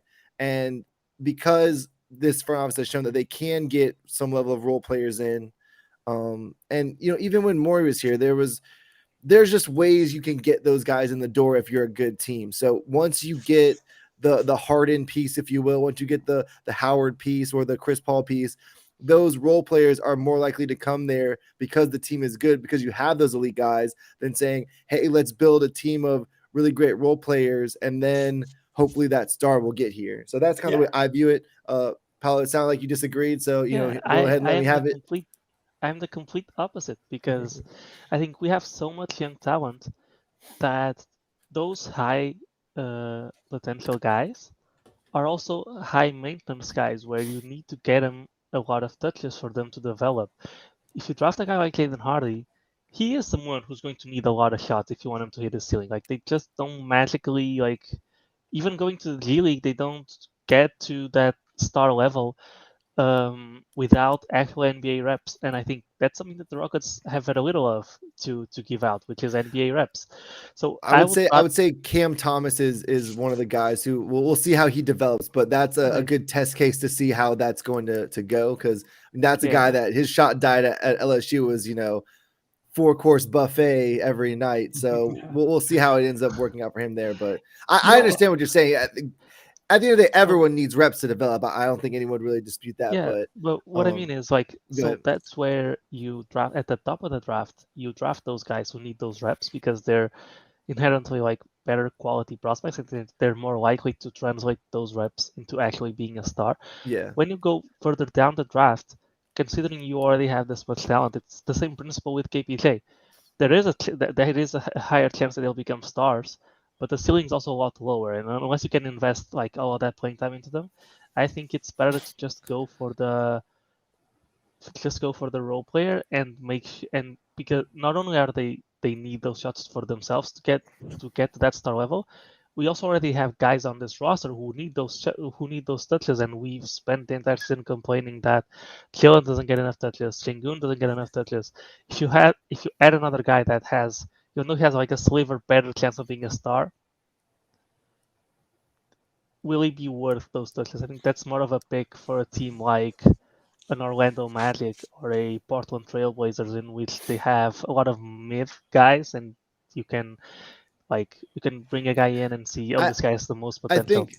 I think two things on that. One, if you draft either Chet or Jabari, I think those are low enough usage guys that you could handle maybe one more guy that is a little bit higher usage, right? Like Jabari, unless he's going to come in and take the handle leap where he's really becoming a shot creator, I think he's going to need touches, getting shots, but I won't say he's someone that needs to get tons of touches to really develop his skill set that he would use in that role, right? He already can shoot very well. He has some level of turnaround game. I think, he's going to get the touches that he's going to get in the flow of the offense. And then secondly, I think you're getting a little bit too caught up on the Hardy example specifically. Yeah. I think if you have a guy that can have elite upside in any category, right, I think you go for that, not necessarily someone who just has elite upside in being a shot creator, right? So if you say, a prospect has elite defensive upside, like Dave said, he liked a couple of those guys for their elite defensive upside. If you think this guy can be, a top 5 defensive player in the league, that's the upside that you're gambling on, not just shot creation specifically. And just to add to that, like, I mean, this is not a gotcha, I promise, but wouldn't you? I mean, I think what you're saying, Paulo, makes sense, but don't you think that's also kind of an argument against Paulo Banchero? Like, it's like Yes, it's going to be a high volume. He's going to take shots away from those guys. Okay, yeah, it that's is, kind of my view. but my thing is, so it makes sense to take those swings at the top of the draft where it's more likely that you'll find a star, or it's as likely as it will be going through the draft to find a star. Oh, that's my bad. Versus someone on like at the Jaden Hardy level, where yes, he has more star potential than let's say Tari Eason, but it's like a 1% to a 5% chance where it depends how you judge them, of course, but where at the top of the draft you're jumping from like a 4% to a 10%, and that's, to me, that's a bigger jump. I think I've always had this kind of philosophy where I think you play the odds at the top, and I think at the top you should always go for the higher upside. But then at the bottom, you're so unlikely to like even get an NBA player at that level, like at the bottom, that it's really easy to keep swinging for upside. And then you're 4 years down the road and you think, hey, I have 4 picks and none of them turn into an NBA player, right? Yeah. And I think at the top it's more likely that they'll just be an NBA player regardless. So it's better to take those You know, one upsides. thing I was going to add on Hardy, and you made a good comparison, Don, about Zaire Williams. I kind of look at Patrick Baldwin Jr.'s situation, not the player, but his situation is similar to Zaire's situation last year, and they both were just terrible. But you know, in Hardy's case, I think No Ceilings, is the site that did this, like broke his G League season into thirds. You know, and his first third of the season was terrible. His second third was pretty good, and his final third was really good. I think he was like 38% from three and 45% from the field, and scored high volume of points. I feel like because he's kind of a 3-level scorer, he'll attack the basket. He's got mid-range game. He's got 3-point shooting ability. I have a feeling he's going to go ahead of the Brooklyn pick, but we'll see. I just think when it gets into workouts and things of that nature, the star upside with him is going to push him up higher. I may be wrong. Did we lose Don? Don, you're muted. My bad. Sorry, my bad. You're good. No, I definitely agree with that. I think because he's a guy that we talked about, he came into the year with a lot of pedigree. He was top 3 in the class. It wouldn't surprise me if he bounces back. I think we had this discussion on a pod earlier on the season. I think one of the first ones we did, and it was like, how will Jalen Green, and then later on we also got Jae'Sean Tate in the mix as well, but how will their success or failure affect how future G League prospects are viewed? And I think that's going to be very important in how teams view Jaden Hardy. Jalen Green came on very strong into the year. I think that's probably going to be in some teams' mind. Jae'Sean Tate really overperformed. The Rockets got him undrafted, and he ended up being a really good player for the Vipers, came up to the Rockets and showed a few flashes. I know a lot of people want him to get a little bit more playing time and stuff like that, but Hardy and then Henderson, and then we'll even include Daniels for this year. I think those 3 guys, there may be a couple teams that give a little referendum on how much they believe in what the G League Ignite situation has done. If those guys end up going early, that will be a testament to, hey, teams really believed in what Jalen Green and Jae'Sean Tate put on tape this year, and they're willing to gamble on those guys that came in, because at the end of the day, those guys aren't going to the Ignite because they're not going to the Ignite just to try to play semi-professionally. Like, those are guys that are getting recruited to the Ignite specifically because they were very high pedigree guys, and they want to get them in an NBA coaching, NBA laboratory type of situation. So I think this year could be a referendum. And I think Henderson has honestly probably broken that referendum the same way that Jalen Green did, to where Henderson's going to be probably top 2 regardless. But this year will be a good tell on how certain teams feel about the G League and what they've been able to do for some of those guys.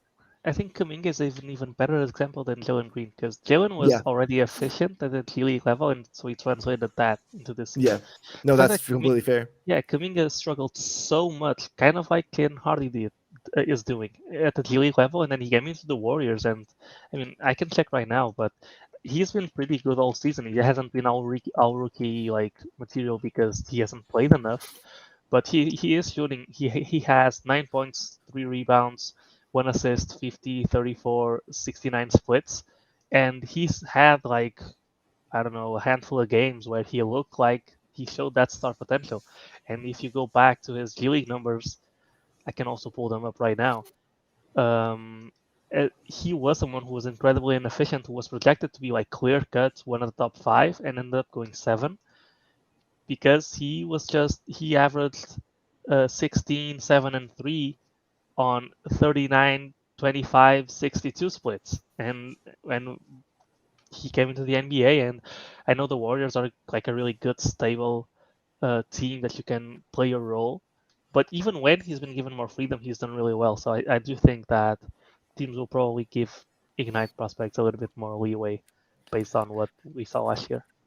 Yeah. And I want to do one kind of timely question. We were talking about the Brooklyn pick mostly, but we've kind of started to wiggle back and forth between the Brooklyn pick and the top pick that we're going to have.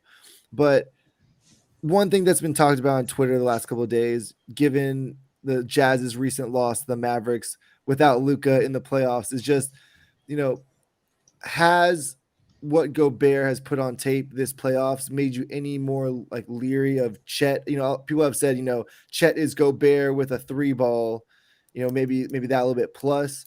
But we talked about this in the space a few days ago, and I'll bring it up here again just for the people that weren't there at the time. But,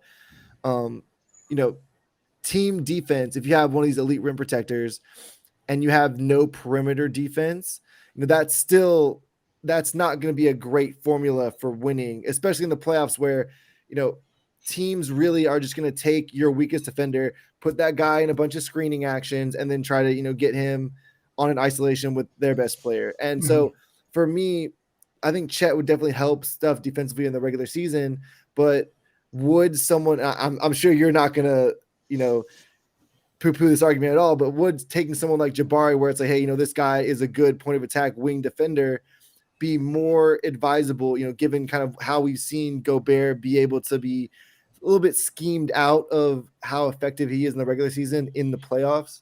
Yeah. I definitely do not need an excuse to pick Jabari. Yes. And for me, Chet and Jabari are very close. I recognize that Chet's upside is truly enormous. I think where, he can maybe be a little bit, I don't think he's as good defensively protecting the rim as Gobert, although he is very good. I think offensively it's much different because he's got that range. He's got more mobility. But, you watch that game down the stretch and where they killed Gobert, and it's really, like you said, you identified it. It really is not Gobert's fault. He's kind of sagging. He's kind of keeping his man off in the corner, and he's got to protect the rim. Well, as you said, the perimeter defense is failing, and those guys are just letting him come in. So he's got to go protect the rim, and his guy's wide open. Well, he's wide open because those guys aren't rotating over to cover. Gobert's getting all the flack for this, but it's really not, they've got to have a better team defense around him because he is doing so much around the paint. They had the opportunity to trade for Eric Gordon, and they said, no, not today. Yeah. So. I don't envy Danny Ainge. That's a really tough situation. I think their 24 pick is gone. I mean, I don't remember what protections are on it, but I think it goes to OKC because they dumped Derek Favors. And, it's not an ideal situation at all. And OKC's probably look at them like Houston, like, man, if they blow it up, we could be in business. And, but to answer your question, I'm not fearful of Chet for that reason, at least. I think he's still going to be a good rim protector. And the Rockets need to get better perimeter defenders anyway. But yeah, my number one guy is Jabari because I feel like his size, his shooting, his ability to defend, I think he's still got some things to clean up on defense, but his willingness to defend, his pride on that end, I think there's an it factor with Jabari that I think is going to be better than a lot of people think. And I know we look at the floor role player of him and yeah, it's great. And, he's going to be a really good 3-point shooter. He's going to be a good defender regardless. And, and without the handles and the shot creation, people can dismiss him as a role player. but I think he's going to be able to create shots, not back up, cross people over and blow past them, nothing like that. But I think he's going to be able to create his own shot and make simple passes to open guys quite easily in the league, or he'll adjust to it pretty quickly. And I think he's got some qualities that could make him an explosive scorer in the league. We'll see. Paulo, go ahead and talk about that same thing. When it comes to the chat, the discussion, I mean, I don't want to call anybody out, but I just can't see how you're blaming this on the one good defender on the team. Like, yes, he's leaving the corner open, but that's because there's literally no perimeter defense to speak of on the Utah Jazz. You got Bojan Bogdanovic, or what's left of him, because he's pretty old now. You've got Donovan Mitchell, who's undersized for the role that he plays. Jordan Clarkson's a terrible defender, and the only half decent guy they have there is Royce O'Neal. He's like a decent guy, and I just don't see it. I think that doesn't make me any lower on Cat than I was before. If anything, it doesn't make me higher, but it reminds me of one of the reasons I have. So I have Paulo number 1. It's pretty well known at this point. Yeah. I have Chet number 2, and it's because I think that's the most important part of defense is the anchor, and Chet does that so well, and he has like that offensive upside as well. He can shoot threes already.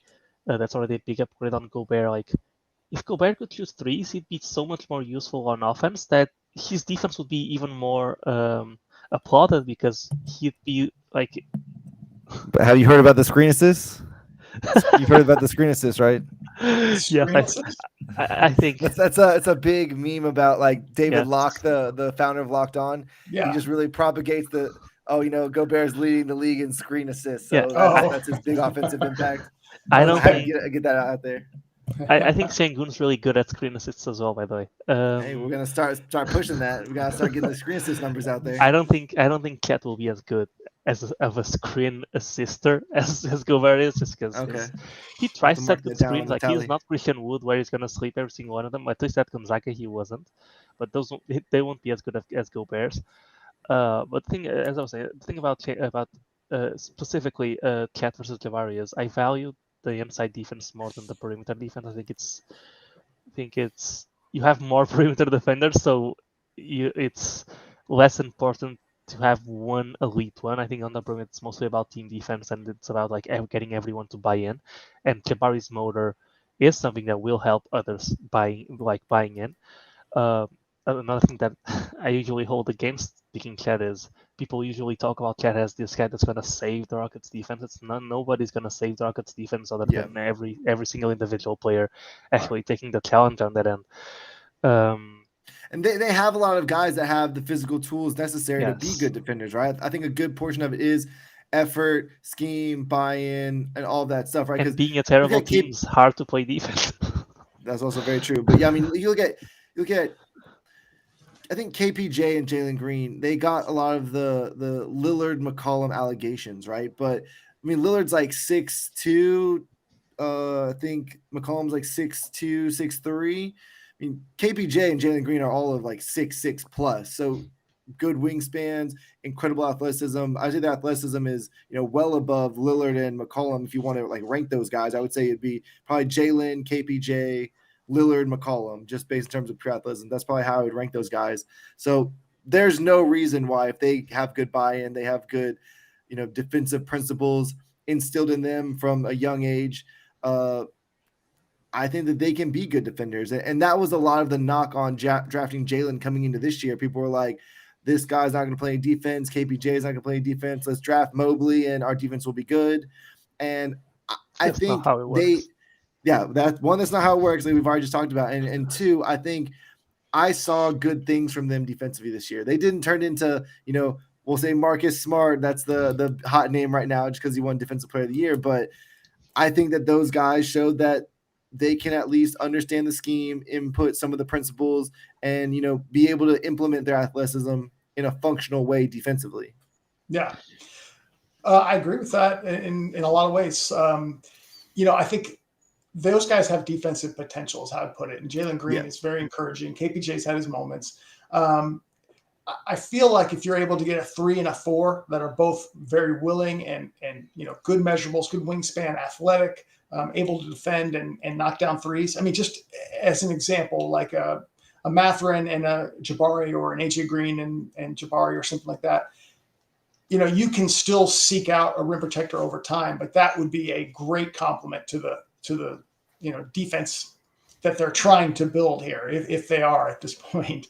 But to me, because you've got a star, and if you're going to add a second star, say it's a Paulo or something like that, you've got to then, it becomes a priority to flank guys who are good at threes, good at defense around those guys.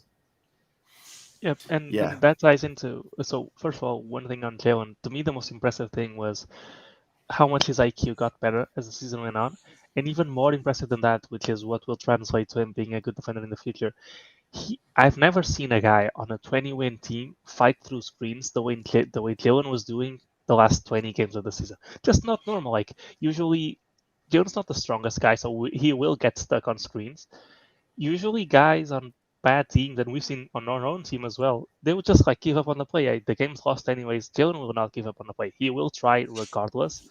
And to me, that's what makes me so confident that he will be a plus defender one day, whether it's his body or him getting smarter.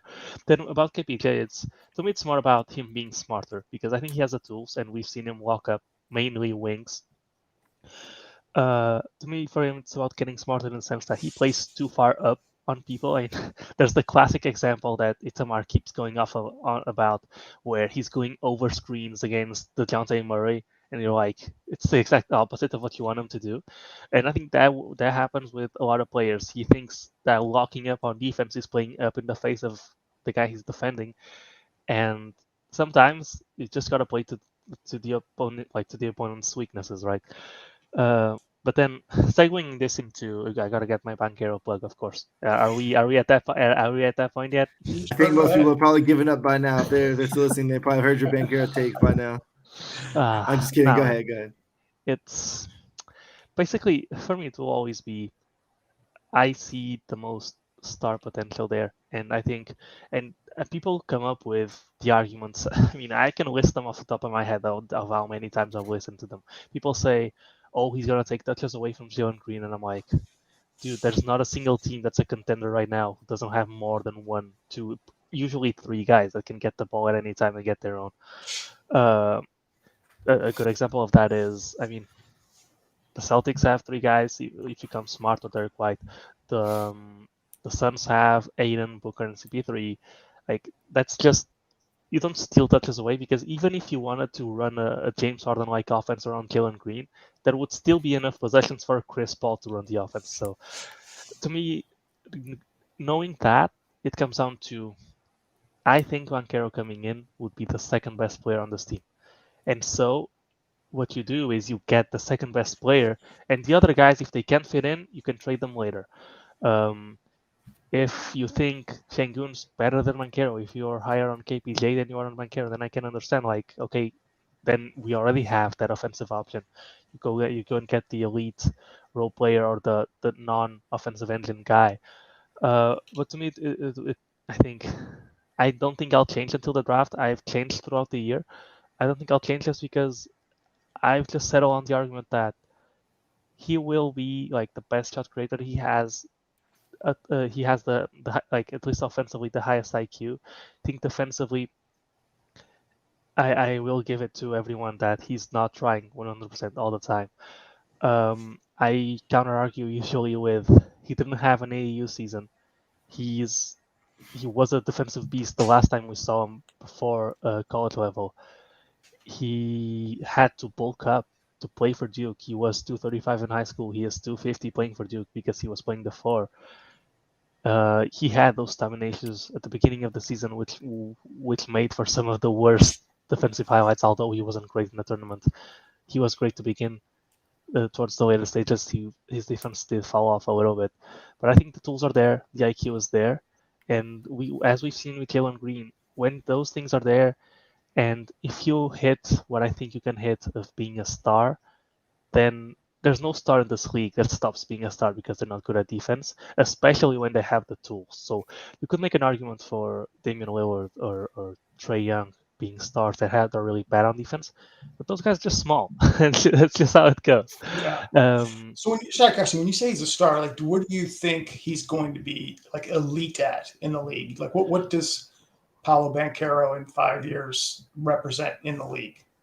right. So to me, what Banchero can be is, I think he can be a worse shooting Jae'Sean Tatum with way better playmaking. In the sense that you can. I hate this comparison. This is not a comparison. It's just a play style, okay? This is for the people listening because I already know I'm going to catch flack for this.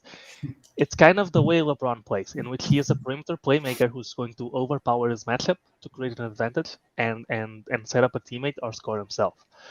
To me, that's what I see him being, above him being a post player or above him being like a straight up. Tatum's more of a perimeter player than I believe Banchero will be. But I think he will be one of those guys that starts at the perimeter, kind of like, it's not like Giannis, but the same principle that Giannis uses, where he's so strong that if he gets ahead of, if he's driving, you're either gonna foul him, you're either gonna overcommit a defender and he's gonna pass off, or he's gonna score on you if you don't bring help. And I believe he can get to that level. I think his passing is already a lot better than any of these guys besides LeBron, than any of these guys were when they were in college. Like Tatum was not a good passer in college. Giannis even less. Like Kawhi, the same thing. Like these guys, Carmelo, the same thing. These guys were not as good passers in college as Paulo is. And so when you have the passing, I think the passing's already there, like to an elite level. The scoring is there, but it's not elite, and it won't be elite in the NBA year one. But that's something you can improve on, and every prospect improves on. So when the passing's there and you just have to improve the scoring, as opposed to those other guys where you had to improve the scoring and now you're trying to turn them into passers. When you're a good passer, it's just way easier to do everything else. And I think Banchero has that. And then on the defensive end, he has. Well, I'll ask you a quick question before you go to that. Yeah. So, like, I want to make sure I understand. So, you think he's more of a face up behind the 3-point line and create offense from that point, as opposed to getting the ball on the elbow 15 feet out or posting? You think he's face up outside perimeter guy and then working from there? Yes. Okay. I think at the NBA level, he'll do more of that. I think at Duke, he was fit into this role that Coach K has for his power forwards, where they're going to be post players and you're going to work off of that. And I think at the NBA level, that's more of his game. And he just wasn't allowed to do it because, one, spacing, second, the type of offense that's being run. Gotcha. So and that makes sense. And I think that's a good argument for him. I guess like the way I look at it in simple terms is like, if this draft was strictly defense, like let's just say everybody forget their offense, passing, every other intangible, whatever, if it was just defensive impact, like where would Paulo Banchero go? And the same thing with 3-point shooting, like where would he go? Again, none of these other factors involved. Right. As far as shot creation and like offense, like he's up there and he's got the size as well. But if he doesn't, because he's going to be commanding a lot of your shots, if he's not an elite scorer or project to be in the next few years, then like I almost would consider it like you definitely want somebody who's getting their offense off the ball. They're getting the open shots. They come to them, playing off of guys who are high volume, ball dominant players. That's my only concern with him. I do think he'll get a little bit better defensively. I do feel confident he'll get probably better from 3-point range. I don't think he'll ever be like 40%. Have you seen his stats off the ball? I think you mentioned like he was like 40% off catch and shoot. Yeah, he's 40% on catch and shoot. He is, at least, on Synergy, they have the stats and then they have those little qualifiers. He's very good cutting off the ball. He sets good screens. I think the fact that people project him not to be a good off-ball player because he wasn't asked to do that. And when you're shooting 40% from 3 in catch and shoot, that's a really good mark, and that's a really good like in case it doesn't like in case you're running the plays for someone else, it's not he won't be a guy that's necessarily your turn, my turn, the way we've had it in Houston for a long time with Westbrook and Harden, and to some extent CP3 as well. And then so he's a good cutter. He's a good screener. he's a good catch and shoot player. Then what you said about his defense and what I would classify him as if it was just a strictly defense draft, that's a really good argument. I would say one thing that's not brought up a lot with him is at Duke he had the responsibility to call out and command the team like through defensive schemes. If you go back to his tournament play, he's consistently telling guys where to go, and I think if you take that away from him and you let him focus on his defense, he will, like, usually people say he's at the right spot, but he still gets lost sometimes, and I think that disappears if you tell him focus on your role, play defense on your man, and like someone else will take care of being like the communicator. So because of that, and because he has the tools, I mean, I will tell you, like, he's probably still at least a top 20 player in the draft if you went just off of the defense because of the tools, the IQ, and the communication. Well, I guess I have to look at all the prospects and see, like, as far as just like upside alone on defense, I would probably rank. I'm sorry, I said top 20. I'm not considering, like, I don't know every prospect, right? Yeah, no, exactly. It's fine. I guess what I'm just getting at is with Paulo, with Banchero, it's like he better be really good offensively. Like he better be every shot he takes is coming, off of KPJ and Jalen, right? I mean, you're going to want more scores. I'm not saying that anybody who comes in and can score. Like Şengün is the same type of deal. If Şengün's going to score, you're gonna dump it into him. So it's not like you don't want any of these players. But if he is just good and not great, I think they're making a huge mistake. That's why I put it. If he's going to have to be great at that 4-3, whatever role, I think he's a 4. But like if he's going to stretch the floor or whatever, he's going to have to be like I said, elite to justify taking him over guys that could have a huge impact in roles outside. And I don't want to say they're role players. I'm just saying playing roles alongside Jalen Green. So that's just my viewpoint on it. Like if he's that good, then they should take him. But exactly. That's the perfect point, and that's what I've been trying to get people to tell me. Like, you're the one person that's given me an argument against Banchero that makes absolute sense, and that I can't refute.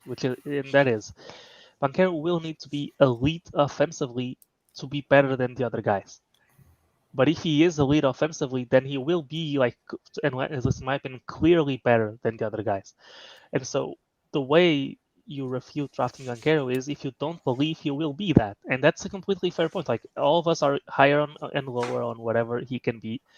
The best arguments, and that's been presented to me against him, is, well, I don't see all of that you see in him. I think because as a scorer in the NBA, if you are not elite, then you're at best a 6-man, because it's just, and you're not a good defender, then you're at best a 6-man, because it's just how it goes. Like, offensive options need to be elite to compensate for their defense. That's how stars are. And why are you on the floor if your bread and butter is offense, but there's 2 other guys on this team that are better than you, and then on the defensive end we could get a guy that's better than you and we'll just shoot threes. So the fact that the baseline is we can get someone who's going to be a good defender and shoot threes, and we already have 2 guys that are better than you at creating. Because of that, it puts pressure on guys like Banchero to be actually elite at scoring. And it comes down to me, imagine it's a video game and I'm operating the Rockets front office. If they feed back to me that they don't project Banchero to be an elite offensive player, then I'm telling them, don't draft him. Draft Chet or draft Jabari, whichever one you think is best. And that's me being someone who really likes Banchero. So from that perspective, that's the fairest argument that people present, or that people fail to present so far. And I've been trying to get people to come back to me with that, but it's not been easy. No, you're good. So yeah, no, it's going to be interesting. I mean, we definitely been talking about those 2 guys and Chet as well so much that it makes me nervous. We're going to end up at, the Rockets going to end up at 5. But if it gets down to 4. Yeah, I tell you what though, if the Rockets do end up third or even second, I will be the biggest advocate for Paulo to go number one. He deserves it at that point, for sure. I see what you're doing.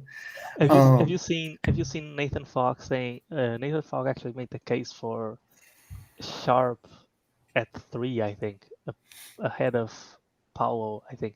So if people can make there's also a really good possibility that Sharp has the most to gain out of the combine, and if he like signs up for the draft, I always forget the word.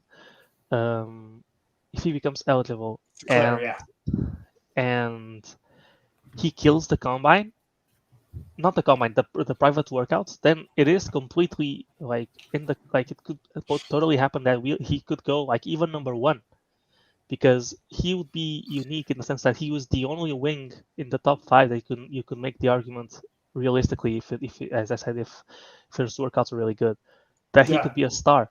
So that's a big wild card, and we are still looking at this as a top 3 draft, and we might end up saying, hey, actually, we really nailed not getting past 5 because Sharp came in and someone reached for him.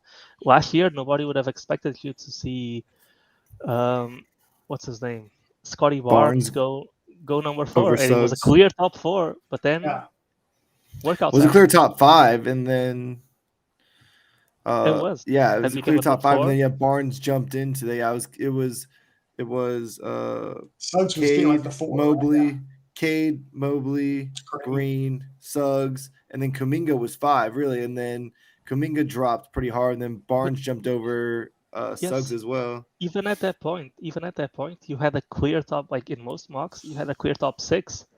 And the Thunder reached for Giddey, who most people had around 10, 11. Most people had him mocked going to the Grizzlies, who had shown interest back then. And that's the thing is, just the way that the teams are going to be at the top shake out, right? Presti and who's the fellow over in Detroit? Troy Weaver. Weaver. Those 2 guys are kind of well known for, marching to the beat of their own drum, whatever you want to really call it. And so, those teams are going to be in the top group of picks again. So I think this is a little bit more, I won't say a little bit more set in stone, because last year felt really set in stone. But, with those 2 guys, you never know. Maybe they do pull, like you said, Sharp, or they pull Ivy. I mean, Detroit, it wouldn't surprise me if they picked Ivy. Even, they probably wouldn't take him first, honestly, but if they were second or third, I could see them taking Ivy just because they need someone to put alongside Cade, even though Cade is a jumbo playmaker. I could see them thinking that would be a good fit, because Cade's not the most athletic guy. He's not, terrible athleticism-wise, but, he's not. Ivy's not the best, distributor. So, I mean, he's good, but he's not great, Yeah, so I can see the synergy there and the fit there. Yeah. If you look at the Pelicans via the Lakers, the pick is unprotected and they have the 8th best odds. There's a very real possibility that they jump into the top 4. And if they don't jump to 1 and Chet's gone, they're not drafting Banchero, that's for sure. They're probably not even drafting what's his name? Sharp, because they got CJ McCollum just came in. So it's really possible that they reach for someone else. Even more if Jabari's also not there. So there's a lot of. The Sharp thing is just even if the Rockets end up with the number 1 pick, Sharp declaring, B showing out in workouts is really good. And I know for sure that from what I've been told, that the Rockets are hoping that's the case, that Sharp shows out in workouts, because you want that range as far as possible. So even if they're number 1, say they liked a guy that they thought would be available at 3 because Sharp showed out and he's going to go 2 or something, they might be able to make a deal, move down a couple spots. I mean, that's a long shot, but no matter what, it's going to help the Rockets just being guaranteed in the top 5 if Shaedon Sharp really becomes that prize guy, because that gives you 5 and you're going to get somebody. All right. I think we hit the 2-hour mark on a recording here. And, again, great discussion the entire time. All 3 segments for sure. Is there anything either of y'all want to, get off before we start to wind down here? No, that's good. It's like I said, it's a slower period. So I'm enjoying the Rockets talk, because until the lottery, it's like we're speculating. And so it's going to ramp up hard after the lottery hits for sure.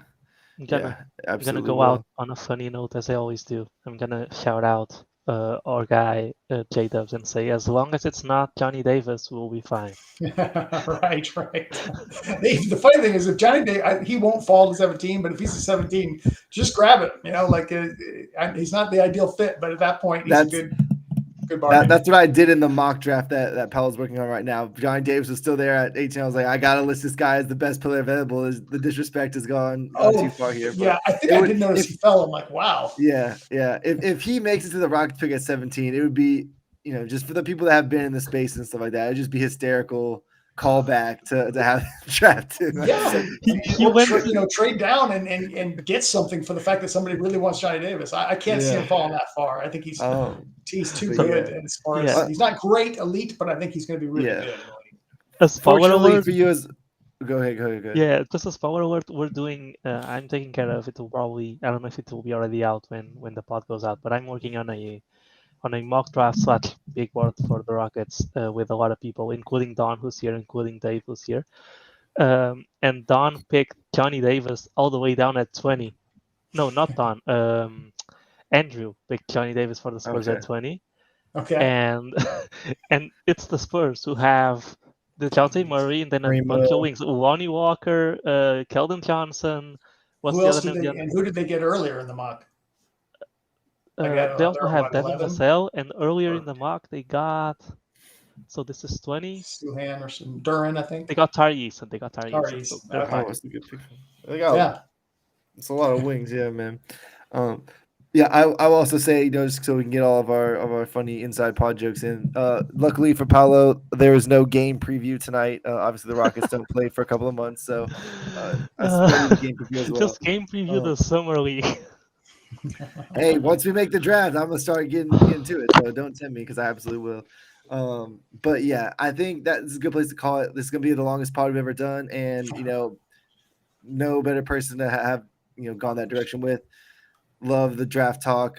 We are pretty big draft guys. I really need to get my scouting ramped up. But we've been watching games all year of a lot of these top guys, especially so, and from hearing you talk, sounds like you've done the same thing. I'm sure you've done the YouTube scouting circuit as well.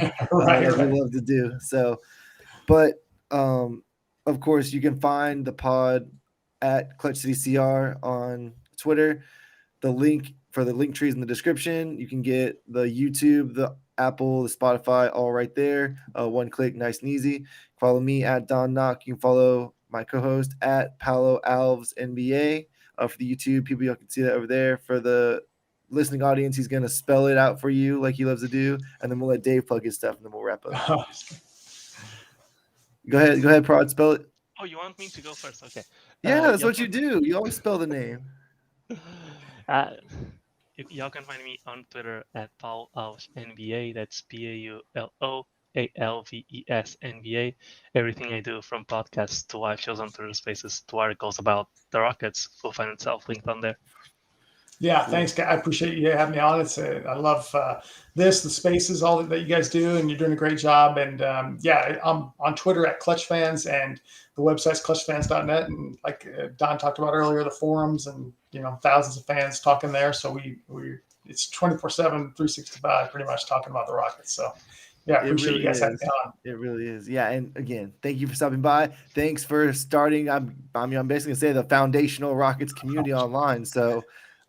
Much appreciated. I can say I would probably not be here if it was not for Clutch Fans. So it's awesome to have everything's come full circle, and great to have you on. Hopefully you're not a stranger. We can get you on a couple of times. I know we'll talk to you on the spaces if nothing else, but maybe after the draft at some point we'll get you back on to see how we can do like a side by side, see how our predictions look compared to what actually happened. But absolutely would love. I'm moving. If we draft Bankero, I'm out of here. But otherwise, I'm definitely doing it. You're gonna move to Dallas? Yeah, pretty much. No, I'm kidding. But I would love to do it. Anytime, you guys. I appreciate it. Dave is drafting for Dallas on the mock draft. I told him there's no sabotage. You can't sabotage this. Yeah, I wanted to. Perfect. So, all right, that's gonna do it for us. Until next time, y'all be safe and go Rockets.